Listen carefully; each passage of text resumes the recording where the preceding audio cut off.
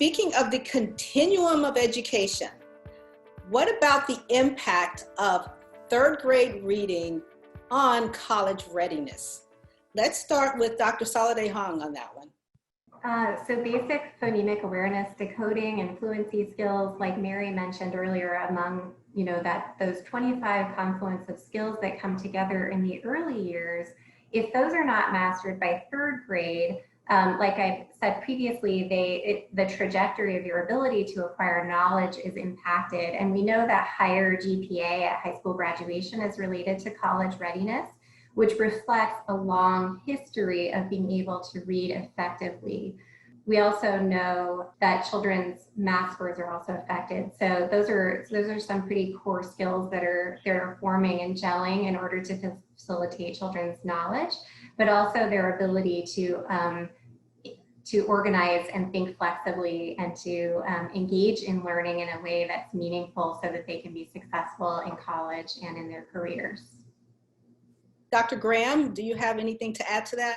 Yes, what we know for sure is if a student is struggling to read as they exit third grade and get into fourth grade, fifth grade, the level in which they're reading, where they got stuck in a phase, if you will, they will likely stay in that phase for the remainder of their lives if someone doesn't provide direct reading instruction or direct reading intervention. So it's not only about college readiness, it's about life and where you might end up becoming a reader for the remainder of your life.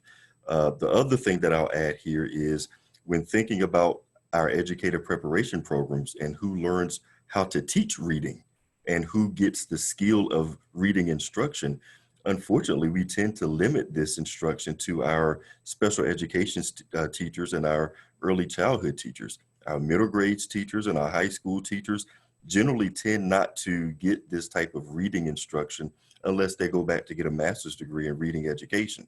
The reason I raise this is because it's a critically important point. If I am an elementary student who got stuck in a phase, so let's say I'm struggling with fluency. If I'm struggling with fluency, then I may never get to comprehension. So now I'm in the 7th grade, I'm in the 8th grade, stuck in fluency and not able to get into comprehension. And my teachers don't know how to provide instruction for me to get me there.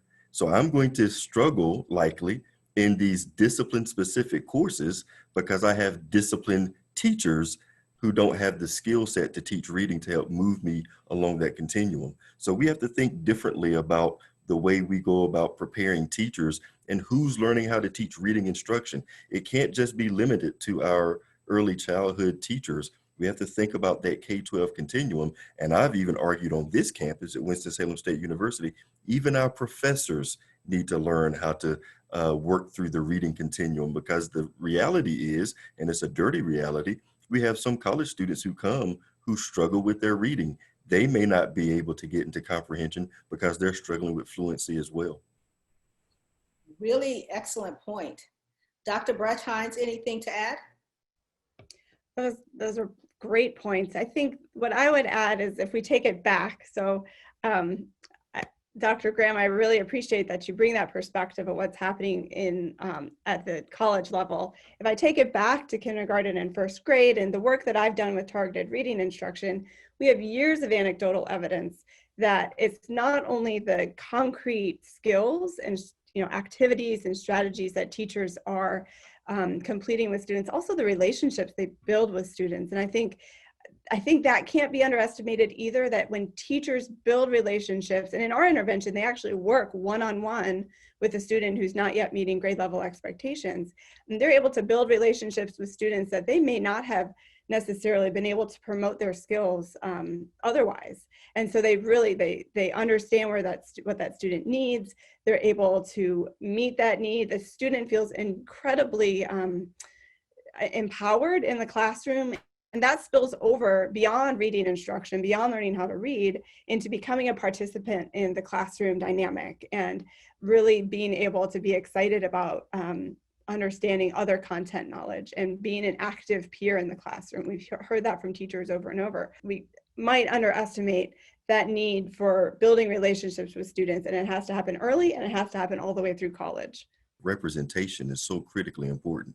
When we start talking about diversifying our classrooms, once we get beyond early childhood, we tend to see the whitening of our classrooms rather than the browning and blackening of our classrooms. So it's good for our students to see themselves and the people who are teaching them. So we've got to pay attention to the diversification of our classrooms so that relationship building is possible. And I don't want to make it seem like others can't build rapport and relationships, but there's something special and unique when you're able to see someone at the front of the classroom who looks like you, and you're more willing as a child perhaps to want to engage that individual.